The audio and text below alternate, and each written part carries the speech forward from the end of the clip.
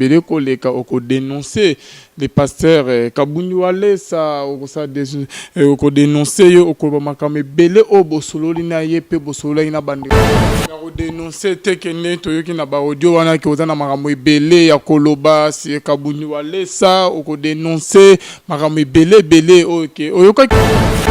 Un grand merci na frère Papi Kongenga l'homme de Simangondo depuis na Suisse na short form otema mama Sylvie Wachini bientôt là album ezobima qui sera sauvé autozozeli ya frère Papi Kongenga na filo mukwaya motema ya Bivens de homo depuis Londres na pasteur Feza Missia la bouche autorisée de l'Éternel depuis Zurich na maman Mami Mbunga motema ya papa Blaise Mbunga na Suisse et puis na l'homme dédié papa Emmanuel motema ya maman Gisèle Lukelo bonzambe na bonzambe Lola ezofota simana to ya rubanzama boy to koye wapi toujours na cadre ko informer bino ya repesa bino les vraies infos bien aimés dans le Seigneur et avoir tous à quelque part et toye ko kutana ko be to bengisi bande on a biso par rapport ya ba masolo ba émission de ko na biso na yamaki la fa passer les frères Mathieu Bajoko le ressuscité de la mort 3 ans après Maloba aloba qui na émission bien aimée dans le Seigneur net que biso to ke na info na actualité ti na suka bien aimé yangonde na ye pe ko kutana na bandeko bazali concerné concernant les Kamongo les frères Guy OK na yamaka que azalaka magicien bien aimé dans le Seigneur ba makambo ebimi wana ka bungola na motema te na yami pe ndeko l'apôtre Mania 17 bien aimé jour OK ndeko na biso les frères Mathieu abengaka pour que akota en contact na ya benga ndenga pour que na pesa numéro ya apôtre Mania mais to meko sona bango to menge pe ko vérifier information bien aimée dans le Seigneur parce qu'après makamwana na benga ki pe ndeko na zwa ki était mais na ko yamba pe ndeko après avoir ko solola na bandeko baza awa parce que zo yamanga na ba pelete shalom l'homme de Dieu Guy shalom ndeko shalom ça va oui ça va vous allez bien vous assure naza bien naza vraiment sûr na sûr tous appelés apôtre Mania du ciel shalom l'homme oui shalom mon frère bien-aimé Alvin Beya avant que na comme non et pas ndeko Guy parce que ma solo vraiment ya mingeza wana beaucoup tanaki na ndeko to salaki émission oyoki ba makamnyons tout ndeko les frères Mathieu Bajoko alobi que ayela ki mission tant que beaucoup tanaki na eli solo na bine dai na ya ndenge nini et c'est passé ndenge pona ko matina niveau que asala émission alobake azoluke le nyanzambe ya kotubele pa na bino na pesi nzambe merci na pamboli nzambe parce que vérité ezalaka nango eloko moko ndenge mokili elobaka etambolaka na escalier mekomaka mensonge elendaka na sincère oyebi ndeko Alvin tokomi toza na moment moko eza très capital ke bana nzambe bazora ba certain éclaircissement à ce qui se passe. Je crois que l'équipe la émission boeza pour nous la justification mais c'est pour seulement éclaircir certaines choses parce qu'il y a eu appel et belé partout dans le monde les gens demandent qu'est-ce qui s'est passé problème nini les kambango nini. Je crois les frères Mathieu Bajoko bon c'est un frère que je ne connais même pas de loin ou de près mais seulement que c'est quelqu'un on a dans YouTube YouTube. Mais frère Mathieu a béni dans le téléphone et singa papa nous avons besoin de kutana yo nous avons besoin de solana yo pour que oyeba ko talisa na biso ko kutansangana l'évangéliste Kabunju Alessa compte tenu il y a pas problème on a nazana on a ces problèmes te yaka to vandina to sololi a expliquer de long et à large comment akendaka na site ya les Nazaréens alobaka ba makambo ebele contre l'homme de Dieu l'évangéliste et tout na ebi période wana parce que na kati ba mobilisation makambo lekara na Texas ba misala lekara na Montréal comment ba pasteur ba tobele ba combataka musala wana lui il m'a détaillé na ba émission salaka na site wana ngai bon gloire au Seigneur problème nos années oh non après makambo wana vie na nge komi na bitumba nzamba betinga makambo belé na perdre ba mwana moko na bokola na ndaku na perdre makambo belé bon, c'est pas grave de problème, l'évangéliste Azam Moutou Moussala Nzambe, il est prêt à pardonner. N'a solo na évangéliste, na talicie, parce que batouana bara toujours batumoko ba comédien, bara batumona ba balukara. N'a bon, papa, ce qui est important, aluba mabe, le roi linga senga pardon et pas na yo, a senga pe na opinion internationale ke ba yeba ke mabe o bo monara na lobaka na kosela Moussala Nzambe parce que na batum susu ba beta mabaku batum susu pe ba bazaka na confiance na Nzambe oyo ye na évangile oyo memeli batu ba beta mabaku ba msu batika na confusion alingi Nzamba limbisa ye osambela pona ye tango sali bongo na expliquer papa Nabiso l'évangéliste Claude Kabundu Alessa le ministre de la défense de Jésus-Christ Nazareth ayo kinge sili abinanga bon ça va aya ba sololi na papa yo qui était sili abisi bon na sepel na courage na yo na courage na ondengoye bon na kosala tout osenga pardon wana église yo ka mokile yo kayo ba yo kelo pardon ngape na osambela pona yo balekisi na si ba image ezali bo balancer yango balekisi nani frère Mathieu na église asengi pardon asengi pe bana Nzamba expliquer makambo nyonso ya sala atalisi ba réalité ezalaki boye afungwami mais tango batuni église image pesa na image parle batuni église est-ce que bakoki kolimbisa batu musu bandimi musu ba photo talela enano bato bayaka na makambo na bango aya baluki wana église ezoloba ambiance wana so ba image ezana bato tiela binango. Donc, comment on a frère Mathieu Badjoko? Je m'appelle frère Mathieu Badjoko. Tel que papa vient de le dire. Je suis quelqu'un que Dieu avait vraiment fait grâce. Donc, presque tout ce que je faisais est connu dans le monde entier. Je crois qu'en 2010. Je crois en 2010. Il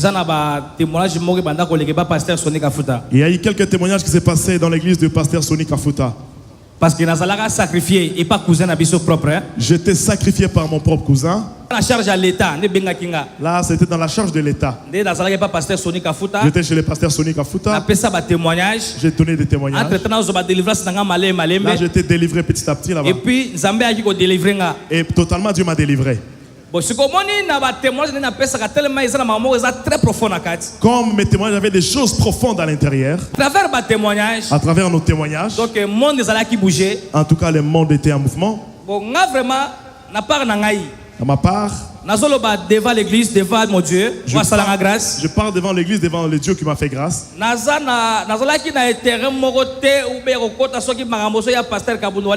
Je n'avais pas d'intérêt pour entrer dans les choses du pasteur Kabundu Alessa. Comme les gens considèrent que j'avais de l'impact, à travers de témoignages, ils se sont approchés à moi. Ils ont dit de n'importe quoi. Ce type-là, c'est un féticheur.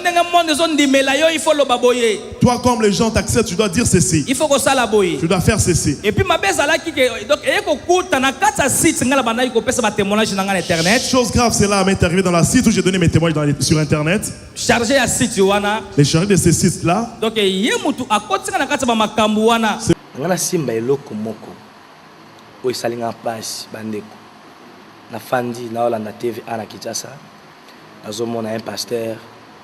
Azo présenté musicien qui était un évangéliste, a matisé même na chair, a commis ses camarades naïe, bazo tambola, a kendegeti na babira répétition na bango, azo kendego prier kuna, qui était zamba révélé boye, payé mon comme musicien yango, aza musicien munene, même à l'amboka ebani, même na pota ebani partout, musicien munene amboko yo, qui était yé, aza musala nzambe, donc nzamba pona ya sale la nzambe, tout ça même ça zo beta musique mais azalaka musala nzambe tout ça alors makambo belé sina gotolo bango tout doit na kokate sanga pasi mais nalingi na expliquer bandeko babilo mususu utona mutuno lelo même na pasteur wana so azalaka musala nzamba solo il fallait ba musicien wana parce que ngana domaine ngazala garde quoi Jacqueline so la garde quoi Jacqueline a solo canal se faire phare à phare. Lorsque j'avais fait mes témoignages, il s'est fait que j'étais connu dans le monde entier. Je me suis retrouvé dans des polémiques des pasteurs. Les pasteurs qui faisaient des succès. Si j'étais quelqu'un qui était cupide, Peut-être merci à ça même émission tina Kinshasa au benatanga comme pasteur Wallace Sabo face à face. J'aurais dû faire des émissions, j'ai cité même les noms du pasteur Wallace comme ça en citant son nom face à face. Na ba proposition nyonso bana ko pesanga ke soki. Dans toutes les propositions qu'on me faisait. Net yo autant dans monde à ténèbres. Comme toi tu viens du monde des ténèbres. Et puis ndenge batu bazo yo kela yo. Et comme les gens t'entendent. Soki yo confirmer que pasteur Kabundu Wallace asa sataniste batu ba koyoka. Si tu confirmes que pasteur Kabundu Wallace est un sataniste, tout le monde va croire en toi. Et puis batu ba kondima. Et les gens vont accepter. On me relatait qu'il était féticheur dans leur village. Il a amené cette vie-là de fétiche ici dans la ville de Kinshasa.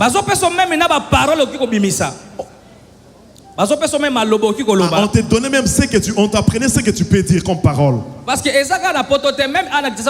c'est pas seulement en Europe, même ici à Kinshasa, ils sont nombreux. Parce que tel que je suis là, moi je n'ai pas peur. Je ne crains rien, je peux même citer les noms. Mais ne cite pas les noms, ne cite pas les noms. Dis seulement les pasteurs. Tosalaki peut-être na journaliste na site à toi tangi kombo site te o mokotanga kombote. Ne cite pas les noms. Donc c'est sataniste. Ils m'ont dit de dire que c'est un sataniste. Bon, sans maîtrise. Quand j'étais sans maîtrise, sans connaissance. Dans le site des Nazariens, comme ça passait souvent. Les Nazaréens, comme ça. Les Nazariens. Oui, exact. Oui, polémique tellement. Jusqu'à ce que ayebi ke le seul mutu o balandaka ye mingi na monde teza témoignage nanga bi Mathieu Badioko ndo ba konfienga na batu wana ke to sala ba émission pona ba fo campagne pona pasteur. Donc comme ces gens savaient très bien que mes émissions, mes témoignages étaient suivis un peu partout, ils m'ont appelé, ils m'ont dit qu'on puisse faire des fausses témoignages contre le pasteur Wallace. Makamalobi neti ya makambo etali ya Montréal. Ce qui vient dire ce qui concerne Montréal. Oui. Montréal, wana ba fiche belé et salma ba sangisa ba photo ya pasteur. Beaucoup des affiches qui étaient faites avec la photo du pasteur. Na ya mission na Weranson na tukotanga wana. Et des musiciens Weranson. Bon, ba salaki ba émission. On a fait des émissions. Na ba émission na bazo poser nga siko ba question. On me posait maintenant des questions. Par rapport à la relation ya pasteur na musicien wana. Par rapport à la relation qui était entre le pasteur Wallace et le musicien. Après avoir makambo wana ba polémique ya ba site. Après toutes ces choses des sites. Bon namonaki buzobe comme ko ya parce que même na poto même bitumba ko bunda. J'avais même vu en Europe là-bas il y avait des combats. Bato baza pour pasteur Wallace les gens qui étaient pour le pasteur Wallace, les gens qui étaient pour moi, ils combattaient. Et comment ko bangisanga? Là ça m'effrayait. Et puis namonaki et comme elukela ngaso ba premier belé ba rakin. Ça m'avait créé beaucoup de problèmes, beaucoup de rancune. La première chose que j'avais faite, je m'étais retiré de ces concernant les émissions sur internet. À l'époque, lorsque le pasteur avait tenu la campagne à Fikin,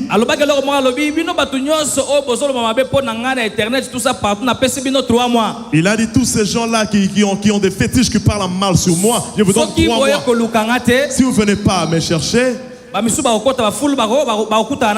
d'autres vont croiser mon Dieu sur leur chemin. On avait attendu pendant ces 3 mois. On n'avait rien vu par rapport, on a encore parlé. Après, on a vu que c'est n'importe quoi. Je m'étais retiré. Je faisais ma vie privée, mes business. Je faisais mes voyages un peu partout.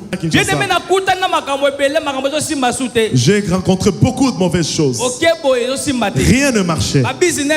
Le business, des accidents.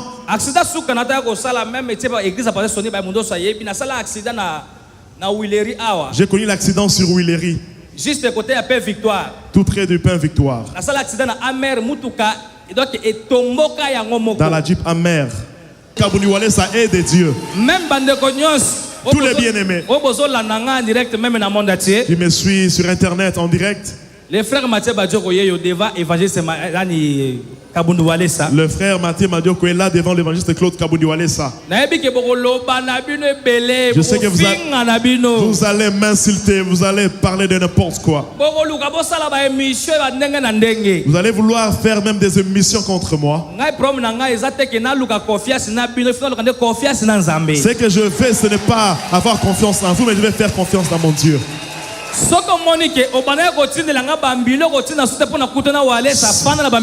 vois que tu allais m'envoyer des millions, ou bien tu m'envoyais des millions, ne le fais plus parce que j'ai croisé le pasteur Walesa. Tu peux rester avec tes millions. Je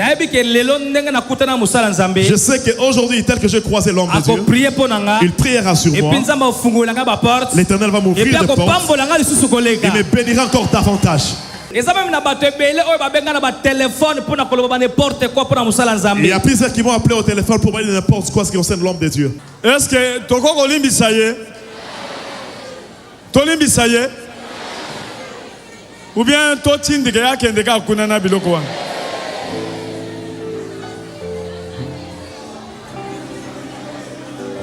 Aya le sous dimanche. Allo ba le sous ya bien dimanche. Pasteur alobi to ressemble po na yo lelo te. Parce que dans l'andi mingi quelque part ses frères voulaient dire que papa ou ta sambeli po na ngate pas na puissance te, alobi ba n'importe quoi. Papa n'a pas voulu même prier pour lui. Mbala moko parce que il devait d'abord atala ena est-ce qu'il y a une vraie repentance.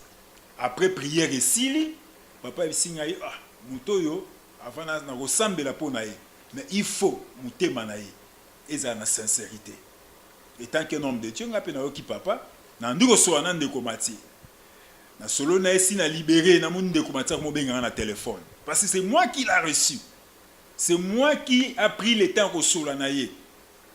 Babylone mso mikemike na rolo baté à chaque fois ndinga so ya na ko lela karabira nini moi 20 moi 30 moi 50 ko lela après on a ça ba lok ça ba audio nyonso ba lotela bino ba audio ya ba pasteur na ba kombo boyo ka ba audio wana ndina so lo ba otela ba audio wana. Frère Mathieu Badioko, s'il te plaît.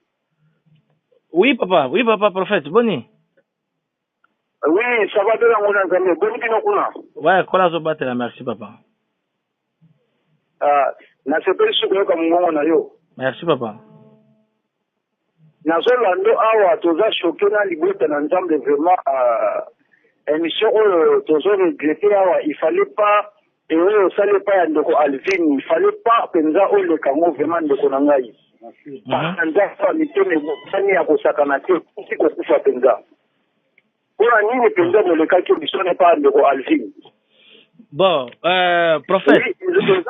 Eza malamu mpona kodévoile misala ya mabe mais ezalaka malamu soki omoni ke toza na problème entre nous omoni dimension oyo eza nango peut-être yo moko okomiyeba te oza na dimension moko na monde awa na libanda oza respectueux epe olengisa misala na bana na nzambe ndenge ya kobanga ke l'enfer existe le ciel aussi existe bato ebele babongola mitema na sima na yo bayamba Jésus-Christ batika bakama mabe ya lokuta mais na mission oyo leke pa ndeko Alvin obomi penza koboma nyonso tu il fallait pas bandeko penza oyo leke pa Alvin olanda osala teronini émission ona ndeko. Oui allô? Oui, frère Mathieu Zangari prophète Tony Canada ouais na Montréal. Donc nazaki koloba ke soki bandeko lobi ozali moto respectueux misu nyonso na monde etalaka elanda bandimela yo 100%.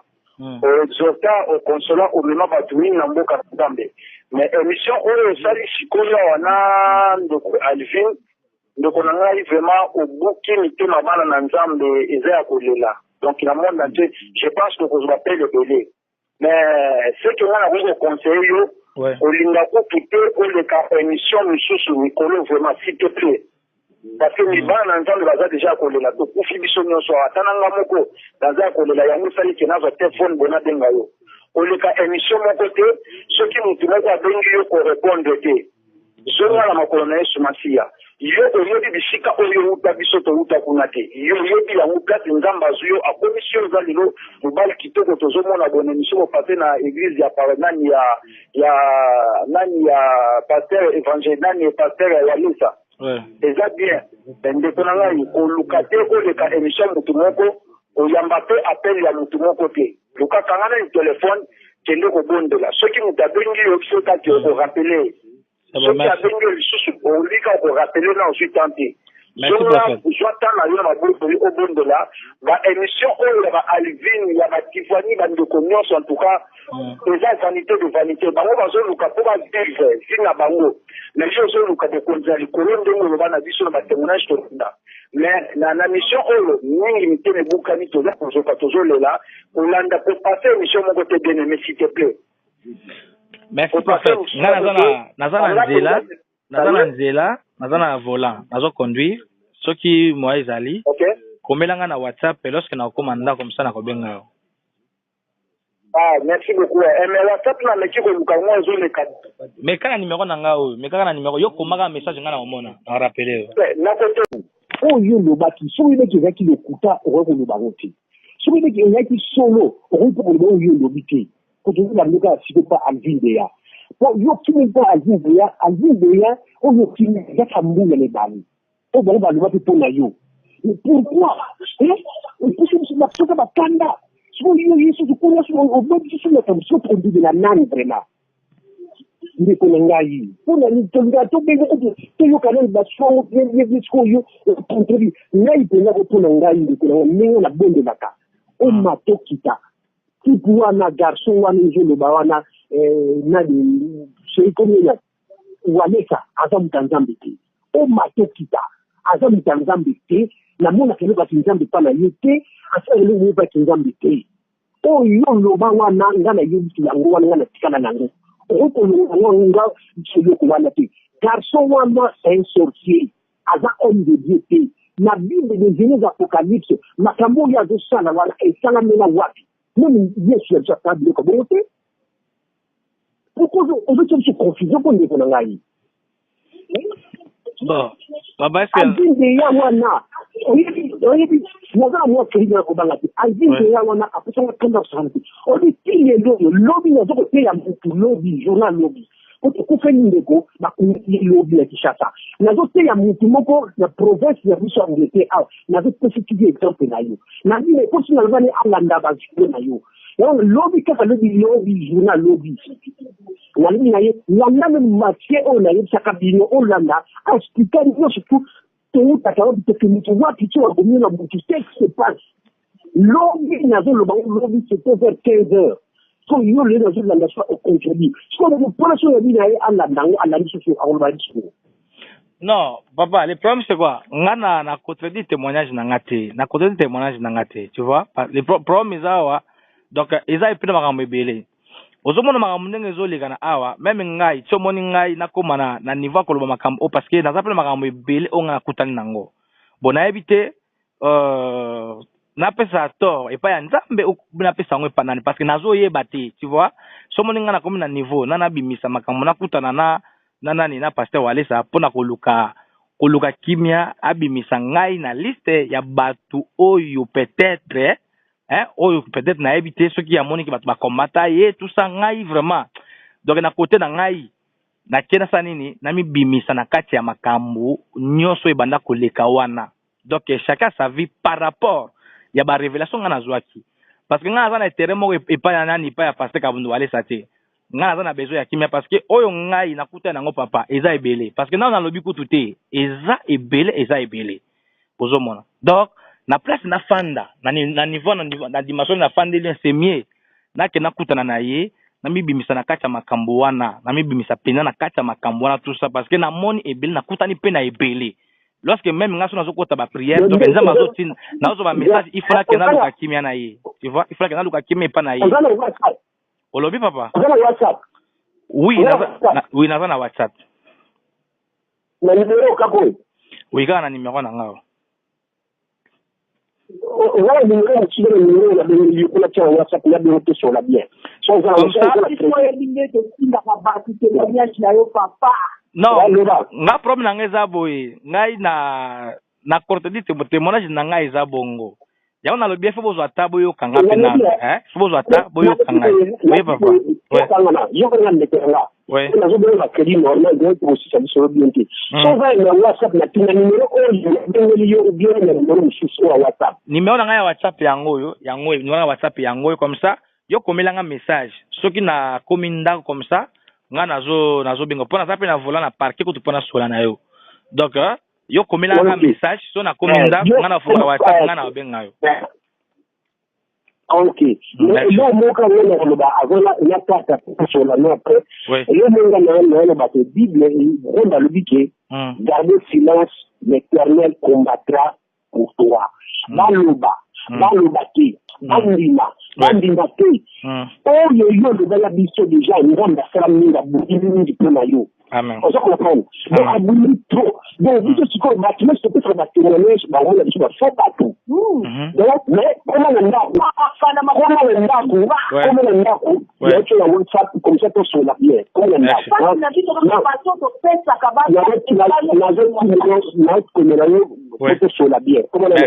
merci maman.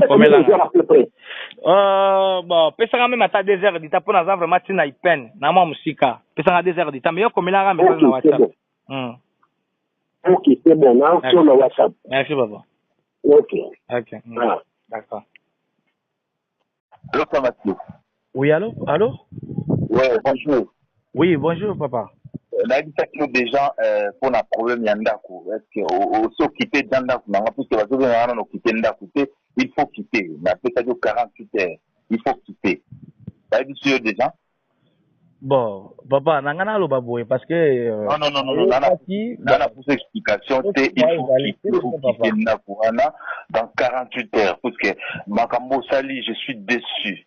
Donc, le comportement na yo, en tout cas, naza dessus, vous ça la chemin na yo. Donc, ça la chemin na yo, décevant abisso, vraiment décevant abisso. Je n'ai plus le temps à vous poser na yo, ou il y a vos explication na yo.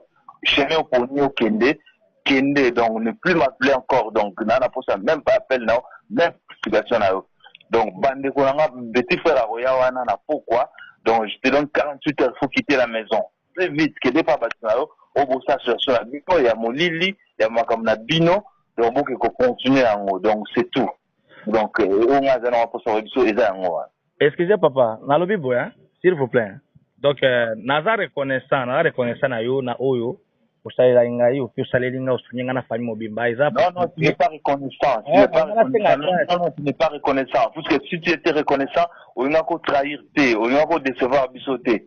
C'est toute l'Europe oyo bazo problème na yo donc et commis non na pour ça que ça on va débattre donc laisse la maison laisse ma maison petit frère nanga pourquoi akoya wana aya et puis je te donne 48 heures donc on a le bail jandengwana donc on a tant que non milai c'est fini tu quittes la maison dans 48 heures c'est tout comme ça que koto kei ba continuer ba on débat ba solution on a fait ça que tant que c'était mon frère mais encore ce que l'on déjà na bogai na ngai na biso tout ça au comme na makambo c'est fini frère Mathieu c'est fini.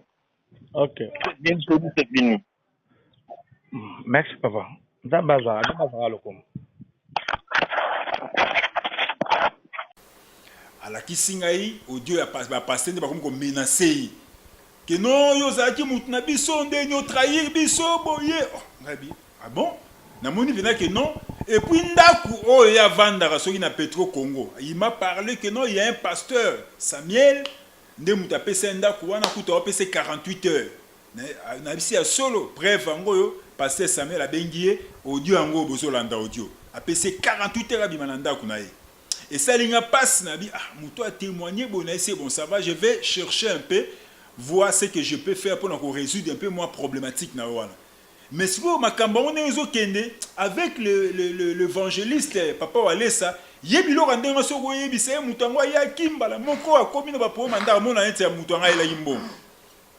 train papa ici, bon. Toutefois, il y a une repentance. On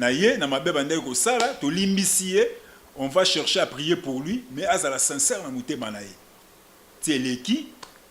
subitement, c'était la nuit du samedi, qu'est-ce que j'ai découvert? Vers 4h30, mais dans la nuit pour prier. na la mouille pour na prier na moni tala ba message na téléphone na ba vidéo moko boye ba sali wana pasteur moko boye ande côté ya ande ko exhorter maloba ya Mathieu qui na église qui na centre de réveil da biso to na mulu mo centre té a dit ko ça ba aventure na ye d'ailleurs kutu ba ça l'émission na Gimoleka ndenge nini ya ko délivrer wale ça tout cela. Moi je me suis dit ça c'est quelle connerie ça. Boso apesinga pour la sauver bato nyonso bazo croire na ba faux pasteur wana bazo croire na bango simoni na bandaki ngoli boso ka kipa walesa soki walesa za musala nzamba sola ngaya mbangati kumuna ki satan ama ile kufi basa ifuna le kipa walesa nako balechi mwana na ye ko tubila nyusa na go lo balobi na kamera wina lobi pona sepelisa bango menga zalaki na misu pona za privilège ya kuba ba réalité ba secret musunga na ye baki même pas na découvrir la carte ministère na ye. Je me suis dit mais le monde est comme à l'enfer. C'est frère qui est venu pleurer chez moi chaque jour, il pleure. Aujourd'hui, on a lembi n'a même pas à manger sur la voiture, mon carburant, ça tout ça je na so sunga mais ça c'est démoniaque ça. Mais comment bato ba osamba bongo na te où ti ko to na ba aventure ça m'a dépassé mais ça c'est la sorcellerie puis directement na mon frère Gimoleka benga na minute wana pour me dire que non papa ngai mo été ba bato bazo benga nga monsieur bazo finga bazo expliquer bona boyenga c'est qu'est-ce qui se passe abimi na ndeko bengo pona sono makambo les cas qui makambo ben c'est bon ne vous affecte pas to kuta no calamité parce que c'était déjà le dimanche comme il y a qui dimanche frère Gimoleka abandis ko relater nga makambo nyonso wana frère Guillaume moko mta ko expliquer ba relater parce qu'il est avec nous sur le plateau c'est à expliquer biso la profondeur à makambo nyonso mais c'est que moi ça m'a fait un peu mal de voir que donc ba frère mingi ba ko témoigner na ba internet ils sont là qui rien que pour chercher l'argent surtout ba tout bazara na poto lokola mingi ba kendara su ba église contenu à ba bi ou ba pasteur mingi ba aventurier ba pasteur ba escroquer ba tout ba comment ko landa ba na ba internet et bango ba commissaire moneti business. Allô Mathieu. Oui allô Ouais bonjour. Oui bonjour papa. Là il s'agit déjà pour un problème yandako est-ce que au so quitter ndako nanga puisque bazo na no quitter ndako il faut quitter na peut-être 48 heures il faut quitter. Là il sûr déjà. Bon, papa, nangana lo baboye parce que non, dans la pour explication, il faut quitter Napourana dans 48 heures parce que Makambo Sali, je suis déçu. Donc le comportement na yo en tout cas naza déçu vous ça la chemin na yo. Donc ça la chemin na yo décevoir biso, vraiment décevoir biso. Je n'ai plus le temps à vous poser na yo ou ya koloka explication na yo. Chemin pour ni au Kende, donc ne plus m'appeler encore, donc nana pour ça même pas appel non, même explication là. Donc bande kolanga petit frère Royawana na pourquoi, donc je te donne 48 heures, faut quitter la maison. Très vite, que des pas bâtiment au bout ça sur la bino, il y a mon Lili, il y a moi comme la bino, donc beaucoup qu'on continue en haut, donc c'est tout. Donc on a un pour ça et ça en haut. Excusez papa, na lobi boya, s'il vous plaît. Donc naza reconnaissant na yo na oyo. Non, tu n'es pas reconnaissant. Tu n'es pas reconnaissant. Parce que si tu étais reconnaissant, on a qu'à trahir, on a qu'à décevoir, bisoter. C'est toute l'Europe, Oyo, bazo, problème, donc, et commis, non, pour ça que on va débattre, donc, laisse la maison, laisse ma maison, petit frère, pourquoi, à Koyawana, Aya, et puis je te donne 48 heures, donc on a le bail Djandengwana, donc on a le temps que non, c'est fini, tu quittes la maison dans 48 heures, c'est tout. Comme ça que Koto Kei, on va continuer, on débat, la solution. On a fait ça tant que c'était mon frère, mais encore ce que l'on a dit, la biso, tout ça, le comme la macaron, c'est fini, frère Mathieu, c'est fini. Ok. C'est fini. Merci, papa.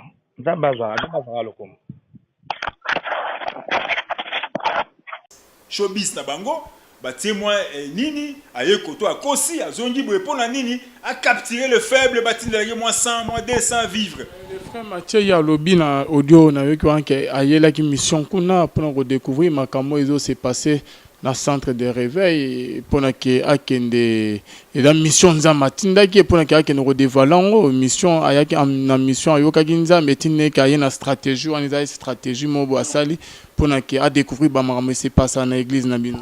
Qu'est-ce que frère Mathieu doit découvrir? Mathieu a assisté à nos deux cultes. Des cultes de mercredi et des cultes de dimanche. D'abord le 1.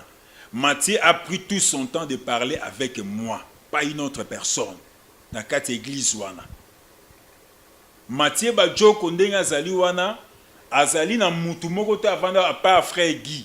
Moleka, frère Guy a expliqué parce que frère Guy Moleka, n'a pas découvert que abotana ndeko na ye. Ya Mathieu, babala kaye. Vous comprenez, moi, ça mieux placé à expliquer. Mais le vrai problème est Zanine. Frère Mathieu, le jour où il y a un culte, frère Mathieu a moni, le bagaza balancer culte. Il a vu la parole de Dieu, la puissance de Dieu en live. Comment Dieu, le sorcier, sont attrapés dans la Misunaï. A moni culte, n'est pas adoration, ce n'est que c'est un frère où moi j'ai constaté qu'il a la cupidité, Moko Yamakasi, c'est un frère, on a constaté dans le mensonge, on a tiré comme on a dit. Parler de la cupidité, asenga kiyombongo, binombongo, yangonde boboya kopesaye, a sali réaction ya bongo.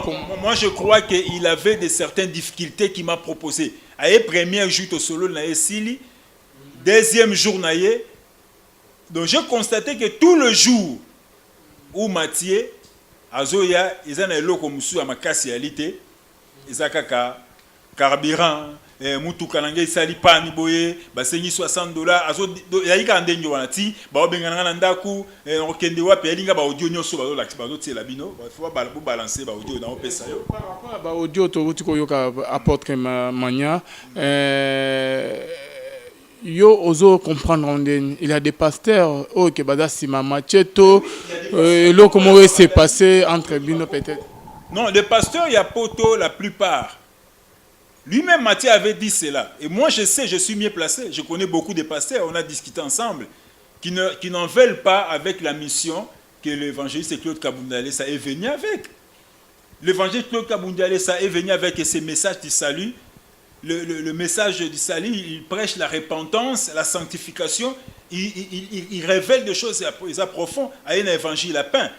Soutenir des gens, ils ont, même à Kinshasa, partout dans le monde, ils vont combattre Yango. Combien de gens, ils ont la diacre, les pasteurs, n'a pas passé au monsieur critiquer. Combien de pasteurs qui soient des serviteurs de Dieu, on a centre lavé à Kinshasa, tout ça, délivrance chaque jour, tout au balance en côté. Combien de pasteurs sont affectés dans le trichement, il y a onction, il y a évangéliste. Bah, église, combien? Parce que moi, je suis attaché de presse sur le plan international et même si local. Je cause avec beaucoup de pasteurs que l'évangile Claude Kaboudia a encadré bango dans le ministère na bango, a comme mentor na bango, au ministère na bango sur stabilité. Mais il y a des serviteurs parfois monique, ba mesana qui na bazwa ki musala nzambe loko la shida. Bazwa ki musala nzambe loko le loko moko boy. Vous comprenez? Parce que le moi shida moko boye façon na bango ko manipuler bandimi ya ko sakana ba biele ka ke belé ba telle sorte surtout makambo nzambe qui sont à Kinshasa sur le plan international. Et il y a un groupe de pasteurs au Moussa na bango yango wana. Je crois frère Guy a expliqué, non, il a rencontré des choses moi-même personnellement chaque jour. Donc ça dit que ba pasteur wana boyo ka mingo bolandi ba audio bomoni combien ba pasteur ba bazolo ba comment bazo menacer Mathieu.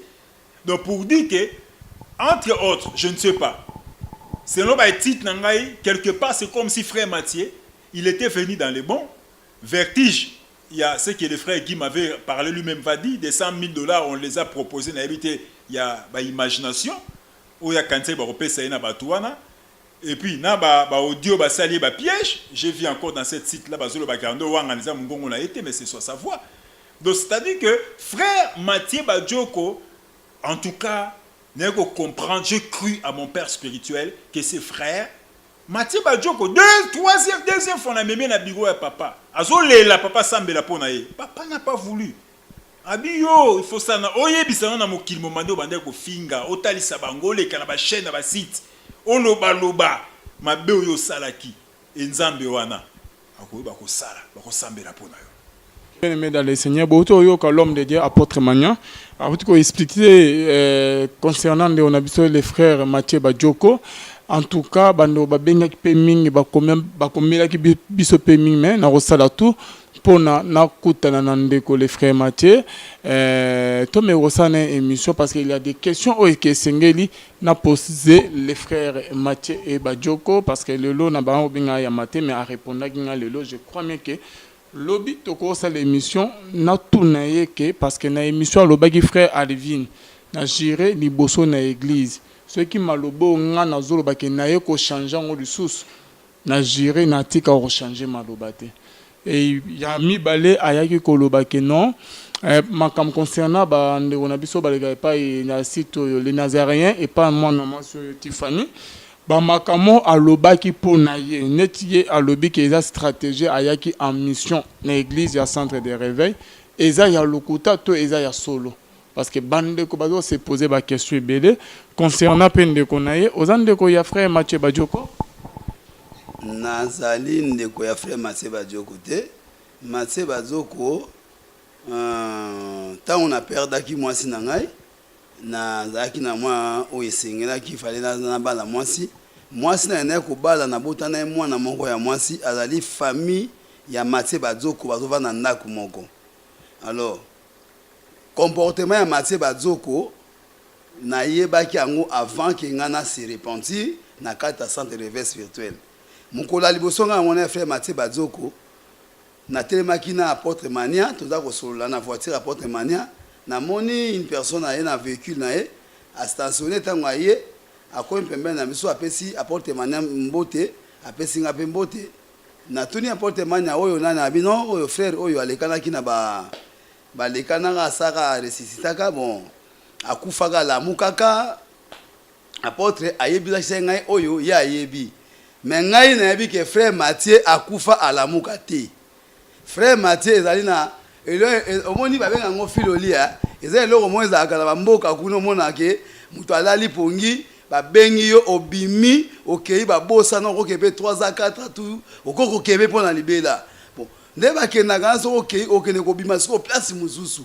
alors tango ya na verso ke ya kufa la muka ngai na kutaki déjà apôtre Mania yambie basala nzambe o bazali passer ngai na 5 mois pamba na vie chrétienne na mona ki ba sala nzambe bazali pe na ye na baki bon na tala ba ko évoluer oyo kozala ya mabe na ko yeba yango tango basololi kuna esili nga na tali ka nga na yebie na perdre parcelle pour na Mathieu wana yango pe na boya ndeko na ya mwasi na yebaki na ran ya ba technicien oyo ya misalo ya yebi wana na ko koloba ngote pour na boyi ba problème na bato mususu alors tango ya ye akuti biso na ngati ya centre de réveil spirituel abandi koya kosenga ndenge papa apôtre aoti koloba awake aye kosenga ko luka moye ya ko senga bolimbisi epai ya évangéliste oyo azali père spirituel nga papa na ngai Claude Kabundu Walesa aye kosenga bolimbisi nga nazalaki na église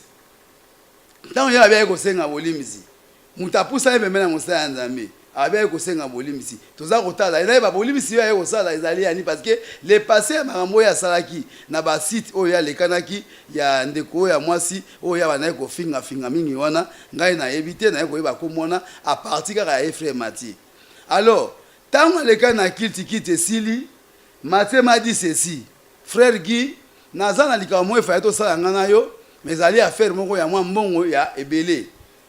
Alors il faut être un peu sérieux pour Nambongo. Ngabi mon d'accord pour mes alité parce que moni tant aux autres prier pas donner nzamba pas mola biso. Jamais nzamba ruta likolo ay Nambongo ay ko pesa yo. Ezaka affaire mo goya na intermédiaire mutu okozwa mbongo wana ezali pas molio nzamba ko la c'est so musala wana ezotamwa na kona kobanga nzambe ezotamwa na bonzambe na kati. Na yo ko mona frère Mathieu le samedi passé abenga na téléphone non frère Guy nazana bezo to sanuer quelque part na yo bon lokola naza célibataire nazanga moko na ndako na mwana ngai na bi problème ezalité okoyi koya aye koya na voiture na ye IST ya bleu azui ngai to kei ngai na bandage juste na bloc donc comme ngai na bloc tant que comme on a bloc wana to nous avons jamais que nazo mona batu bazoya baza billet ba costume bazo benga na ba évêque ba évangéliste bazo benga na ba pasteur bazo benga na ba kombo belé na kipe masolo na bango te parce que yé ala kisinga ba vidéo na ye na ba album na ye na moni que non aza muto asele nzambe banaka mais so naza komi tuna ngabi mais matinenga na yebeli ye hein aza donc na ko bala mukuse azali tintin aza donc mutu mo bo na ndenga na yebi aza serete aza même na ndako nena yebaki aza même na ndako te aza kolala même na ndako oyo ngai nazo futela mwasi na ngana baleki na ye ye aza kolala wana ozomo aza kolala wana alors na ndako zo vraiment na valeur te tant mutu aye ko repentir ngana yaki ko repentir ba yambaki ngai nde na FCM no na fois passé que nazalaki moko na yaki collaborateur ya Edingwe o to bundisaki évangéliste Claude Kabundu Walesa tangu na moni ba frappe na nge beti ngai na ko repentir alors tangu pende ko matia ye na moni ah c'est que ye pas suivi biloko nga na zwaki po et pas Claude Kabundu Walesa donc de ba shoy wa ba shoy wana moto donc musique nga na zo frappe na perdre moi si na perdre bana mibale moi ça ke ina zemi na perdre ba remorque na perdre ba mituka banda ko zika même tina quartier na ngai même matia ebi yango bien que gia im tabakisi oui eza titre on azalaki na yango eza titre honorifique on na monde wana tant on a dit frappe na epembe na Claude évangéliste Claude Kabundu Walesa ba délivrer ngai na komi mwana ya Nzambe na zibo Nzambe na tie na ndoto naza utu même eza bilama musu na ta ngote otobenga bilama mabe na kolata onte pona na da frère na komi koyeba na luka chemise na ngodi na kolata ni na kozani na kozala alors ton frère Matia bengi nga to komi ana to sololi aska no gi ya na faire ici mais affaire wana to kosolanga na après azongo singa na ndako na ngai na limité les dimanches après culte aye kozwanga abenga non les jours wana to longwe bandal abengi ye na ma campagne to longwa to ke ma campagne juste ma campagne parce que na lopango wana il faut le cas 3 parcelles au komi na lopango ya pauvre papa we papa si mama Amazon avandi to komi wana to koti na lopango wana to vandi to bani ko sololanga na frère Mathieu akoti na ngata ndako batiki nga libanda nde na tikaki moi isolé libanda lokola nza mwana na vandi na ma campagne na yebi ma campagne bien na bimi na nga na ke na moi sima ya ndako papa we na moi place avec na place commerciale moi wenzezana moi mokia bateka moi babiloka mike na komi lokwa ba jeune ba yebinga to yambani ki moleka to mona ko na télévision au repentir c'est quoi donc exactement malamu na bi merci beaucoup bandeko na nga mais na ye na pas passer awa to zana passer mon frère Mathieu ye ayebisinga ke pe azali moko na biso ya moko ya basala Nzambe tant to koti to komi wana eloko bango ba yeko na moni liboso bato déjà bazaki na rata lopango po ba voiture ezaki be na rata lopango wana na ko mona tundra voiture tundra ya bre ya pick-up ekoti un passer à Kiti wana bon na évité so ya passer parce qu'il y a un col pastoral à Kiti na tundra wana ya noir deuxième tundra ekoya mutupa yeka a costume na col pastoral troisième tundra ekoya ya blanc ya zengambe tutu aya komiana bazobenga na évangéliste pasteur tout basali réunion na mona kati ya ndako wana na tikali na payote ya libanda wana place na vanaki tangu mayeko bima bayebisinga iboye gimoleka biso eloko to bengi yo awa yo oyebaka teke Claude Kabundu Walesa azali satanique yo ke ko yikune pa na yeba ke oke ko mitika na kata liwa to bengi yo to longolo na kata liwa wana biso to sto yebi ke Claude Kabundu Walesa azali mutu oyo akena ko sima moto ya dragon ye na musicien moko oyo Mathieu atangaka bakomo na ye na kati ya ba site oyo azalaki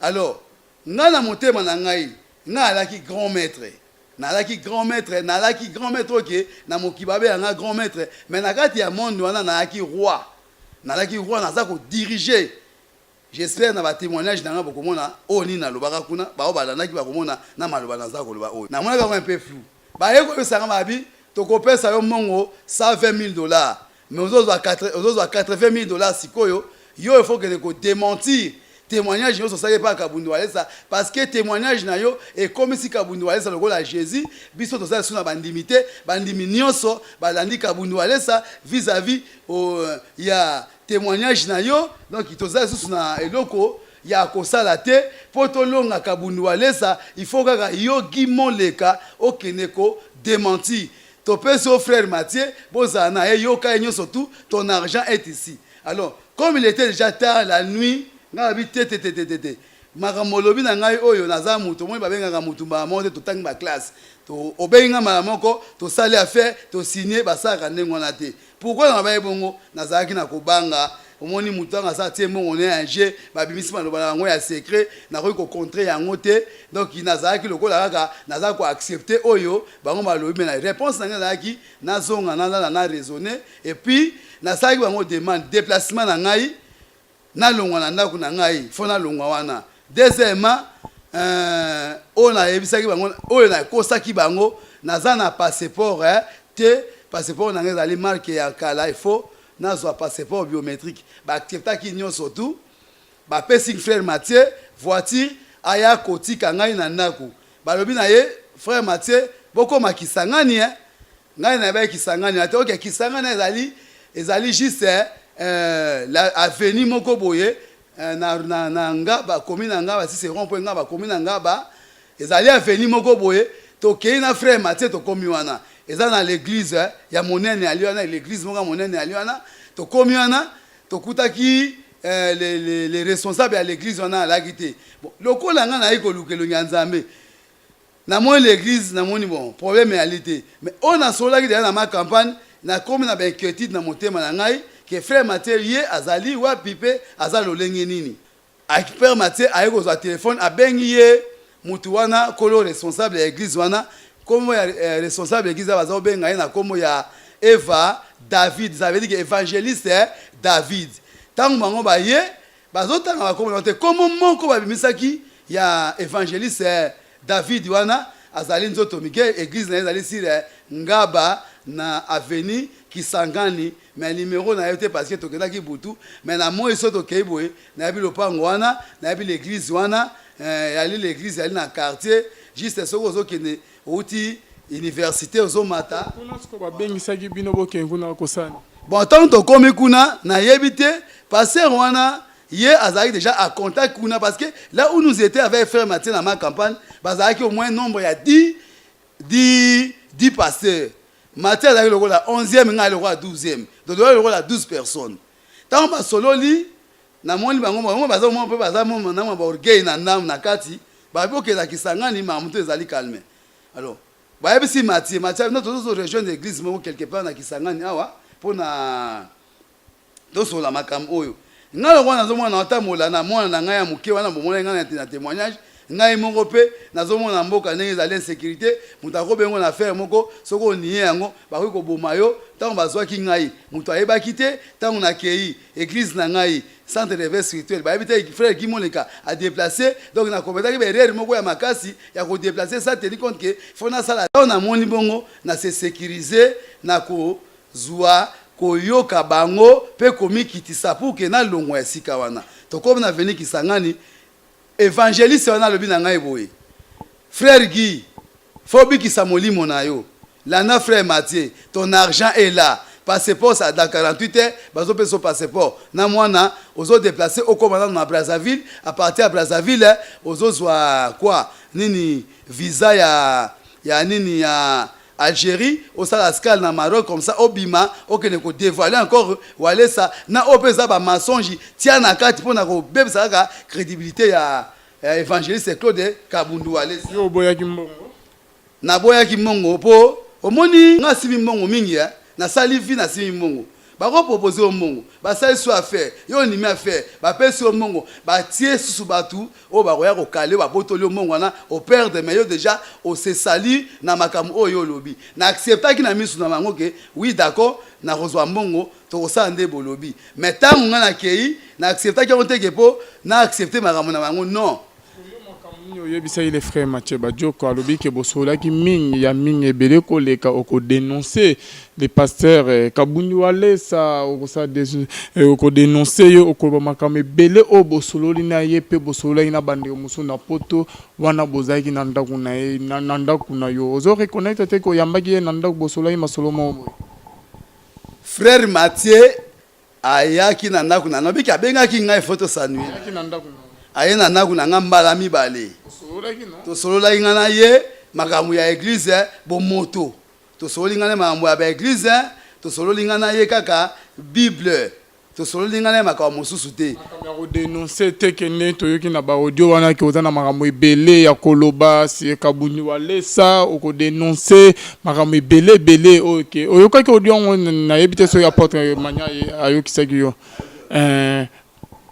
bon ezali boye bango maloba nde bazopesa nga maloba mpona koluka moyen ya kodestabilize quoi crédibilité ya évangéliste Claude Kabundu Alesa maloba nango bazopesa ngai ke na détruire témoignage te temple oyo ya ngai napesaki epai ya Claude Kabundu Alesa évangéliste mon papa on a pesaki epai na ye ndenge nasali témoignage wana nalobaki temple wana ezali nde évangéliste Claude Kabundu Alesa akendaki kosomba temple pour que nga na ye koservir ye donc bapesaki mwa maloba ebele oyo nga nakoki koloba na maloba oyo omoni bango eza plan bapréparé to bapréparé plan na bango baza na maloba oyo ya bango baza kopesa ngai mpo naloba yango me basisa kosisa maloba na bango te babengaka ke frère Mathieu akoexplike yo ka frère Mathieu toye na ye ezalaki daya butu tolongo aveni kisangani wana butu aye kotika ngai abi na ngai bon lobi na ntongo nakoyeba ndenge nakosala mpo tokutana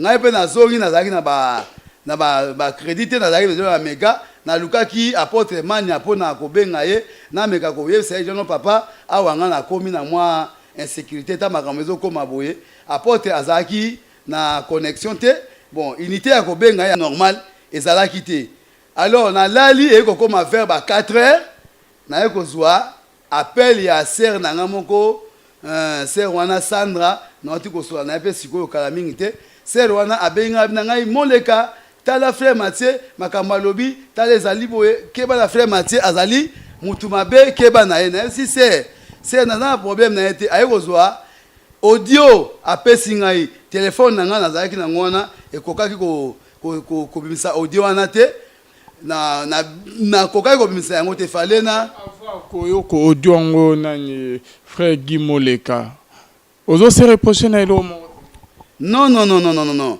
elo na se reprocher kaka ke non baza groupe moko boye o basali pona koluka ko déstabiliser évangéliste Claude Kabundu Alesa na église na centre de réveil spirituel de partout au confirmé di boso caméra maramnion sto Mathieu Badioko alobaki eza lokota parce que na oyamba ya lobi ke bovande pa ne bolamba bolie maramnion sto lobiawa ndeko soki ki abengi ke aleka na émission je suis au milieu du village na koyamba ye ozoba ante ka ya koloba makamusus sérieux na ko préférer soki frère Mathieu Badioko akoleka epai na yo soka abengi tozala ngana mutu moko donc tozala ngana na émission donc il tozala ngana affrontement ya maloba soki toi te yoko yamba ye obengi ngai comme ça obengi a conclure biso parce que frère Mathieu Badioko il m'a dit ceci ye aye pour na repentance te ye ayaki uniquement batindi ye envoyé tant bato baluki kozwanga parce que omoni avant déjà na neko batindi ye pas bana parce que yazo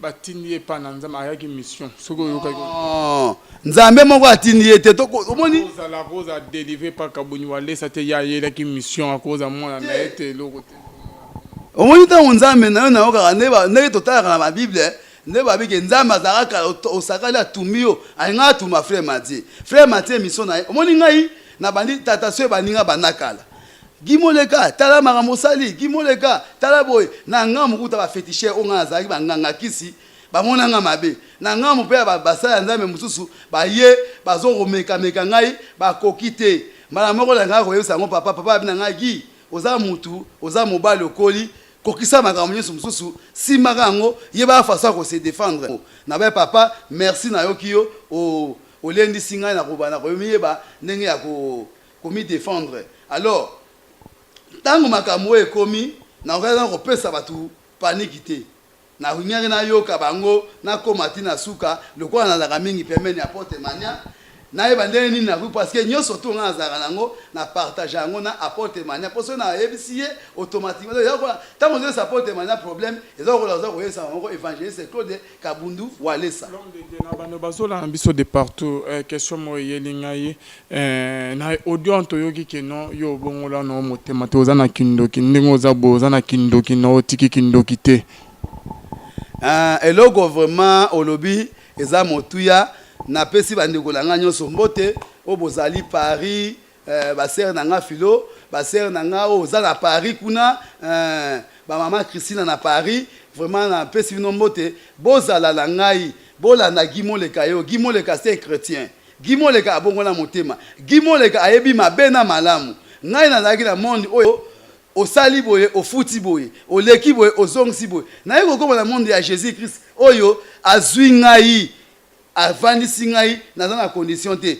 navandi na osala émission so na sisi émission na kosa oyo elingi motema na ngai soki kolia na kolia na ya prière na retard na ye na une minute ya retard ya prière na koti na kosambela Jésus akopinir nga te mais là où moi j'étais osali kaka boye do baluka na be fraction mwana leki moi sa kufi nana kufi naza siko lesika kimia bandeko na ngai Gimoleka na bino yeyo azali frère en Christ futur pasteur vraiment ba papa danga bazo cadrer ngai papa danga Claude évangéliste Claude Kabundu Walesa azako cadrer ngai papa danga ya porte mania azako cadrer ngai papa danga Adolphe Mokunzi azako cadrer ngai pasteur na so Adolphe ya Ngola azako cadrer donc ba pasteur nanga ya son rêve azako cadrer ngai na bien donc na libe na frère na bino oyo azali na Jésus Christ nazana bino ya nyoso Gimoleka bandeko je crois bien que balani biso ce que frère Mathieu Sekazali alandi yo très bien mais ce qui est bien aimé na ndenge ke a répondre na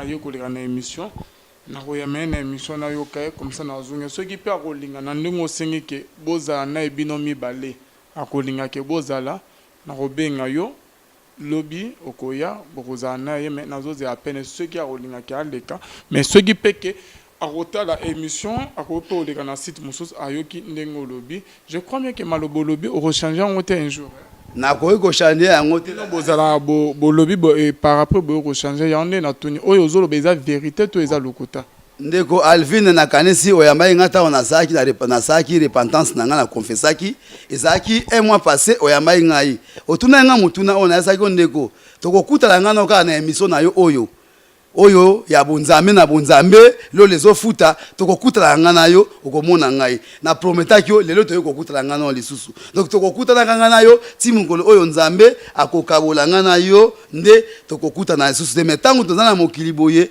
tokokutala nga na yo na tango nyonso Gimoleka il est toujours frère en Christ petit frère ya Jésus Christ ndenge na sala na publication na nga na Facebook donc frère en Christ petit frère ya Jésus Christ donc ndeko na nga Alvin nazande kona yoka ya Christ bandeko na Christ na Christ ya Jésus Christ donc denge ka système papa so kaka mukaya donc certification mukaya donc yango nazana ngono ki na yango na vana ngo même na leki na nga fiston o azokuma apôtre mania donc tozana e nonga nyoso donc mukaya nda azosanga vie mukaya donc yango na ngo vraiment na ngonga nyoso papa qui merci na bando nyonso to balana biso to sukisa na apôtre mania du ciel.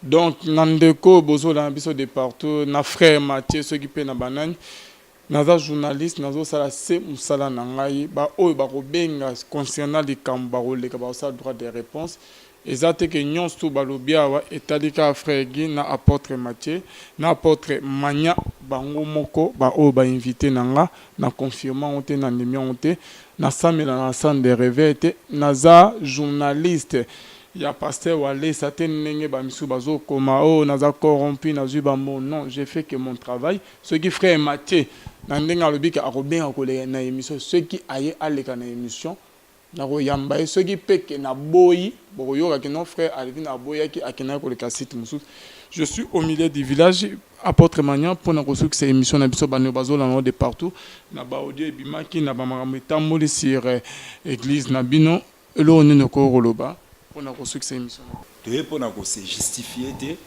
mais pour na ko éclaircir opinion qui soit nationale qui soit internationale parce que oyebi musala oyo évangéliste Claude Kabunduale Sazo Sala, sur le plan national et international, quand je vois cet homme, comment il se sacrifie, non seulement sur le plan spirituel, matériel, financier, pour l'Église, corps du Christ, pour le monde entier, vraiment, on est fiers d'être appelé le fils de cet homme de Dieu. L'évangéliste n'a pas commencé son ministère ici à Kinshasa depuis Mbujimaï. Il a affronté toutes sortes. Il y a des réalités qui soient spirituelles, matérielles, financières. Et des gens, il y a des biloko. Mais dans un moment, quand il y a quelque chose, quand nous écoutons des appels, des messages, nous devons quand même éclaircir l'opinion pour équilibrer les faibles sur le plan spirituel, pour se relever encore.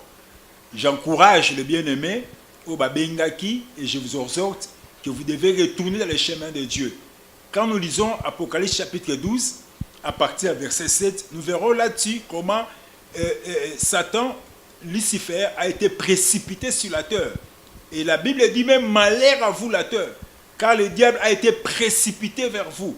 Vous savez que quand cet homme, Satan, est précipité, il a maintenant une mission. Cette mission-là, c'est toujours combattre. Il a commencé à combattre Dieu au ciel, dans le royaume. Il est descendu ici, il continue à combattre maintenant l'église du Seigneur. Donc nous avons plusieurs manières, plusieurs stratégies à battre pour combattre l'église ensemble. Et yango biso bana nzambe to ba ko juger makambo avec beaucoup d'interpellations à connaissance ya ba écriture. Tozalaka bato te au moni likambo bibi au bandi ko sachite likambo ni metala mutu. Le frère, nous avons accordé dans son lancé message, tu as accordé grâce, il y a pardon, il y a et c'est le qui n'aventure ton aventure, mais nous savons que tu avais parlé mal à l'homme de Dieu et nous reconnaissons que tu avais parlé mal de Tolimbisakio. Tu n'es pas le fils. Il y a l'église, il y a centre de réveil spirituel parce que na yo na biso to yebanité to kutanika ko fingaki oyo ko senga bolimbis na bato blessaka de to accorder kio grâce wana ya ko senga pardon. Et la deuxième des choses, nazo ngana parler pour bien-aimé Guy. Bien-aimé Guy tango une église atiki babikeko babiloko na ya se repentir à le makambo nyonso to yamba bien-aimé Guy tozo ko encadrer. Bien-aimé Guy en que 5 mois ayema mwanzambe te atikala ko sambela te atikala ko lobaboye te to encadrer ye tozo ko encadrer yo poza encadrer à partir de la prière na ya soutien na yo. Tu peux envoyer frère Guy, mais la maï, son bassi, vous avez encadré quelqu'un qui a fait 20, 40 ans dans Moussala Moratiki, Atiki Moussala Wana, Bandiko vivre par la foi.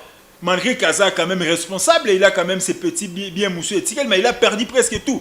Donc on ne peut jamais commencer à taxer le frère, mais nous devons quand même soutenir le frère Guy à partir de la prière Nabiso, parce que c'est un frère qui a un témoignage qui est fort. Frère Guy doit vous parler beaucoup de choses. Pourquoi apôtre Mania, je n'avais pas encore accordé en demandant à notre papa Walesa, c'est un homme qui va aussi plus loin, de ne pas encore brûler les statues de frère Guy. Les statues de frère Guy, elles ont une puissance à ta mort na quantité. Frère Guy, ba statue wana oya salela musala, ezana makambu abandé ko expliquer bien aimé. Je crois émission auto silisango na ye déjà bientôt on va expliquer comment statut moko na moko utilité misanango bien aimé et ko sunga bino bana nzambe bo comprendre que bato bande ko loba batumba ce sont des gens des satanistes nde bande ko wela batumba bientôt nazo tozo tumba yango publiquement beaucoup moins ko tumba parce que sisi musanango on a définir yango a expliquer pourquoi zwaka yango azo expliquer yango a simbi. Puis à la makambu oyo bino bozo comprendre ba tale ke oyo boyebi yango pe atali si bino expliquer. Donc pour clore na likambu oyo frère Guy m'avait tout expliqué pe ndenga kenda ata matia ye na ba audio moko boye frère Guy andolo ba frère Guy na sika koma kina batu il avait accepté certaines choses. Il m'a dit papa c'était pour aussi recevoir toutes les informations parce que dès premiers jours Dieu m'est témoin Jésus-Christ Nazareth frère Guy quand il a vu Matthieu papa, ça c'était un aventurieux.